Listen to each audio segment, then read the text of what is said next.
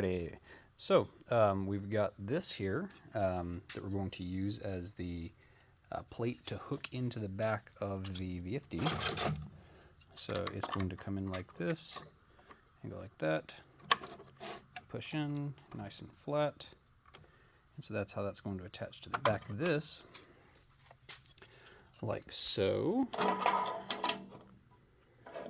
And it should fit pretty nice. Yep. Yeah. Pretty good. Radiuses could have been a little bit better. It could have been a little bit tighter, but that'll do.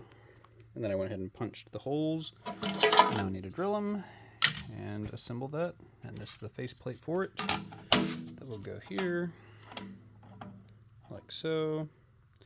That will make things way easier. So I know the poor Alan Bradley will not be used for this. Sadness, much sadness. It's beautiful.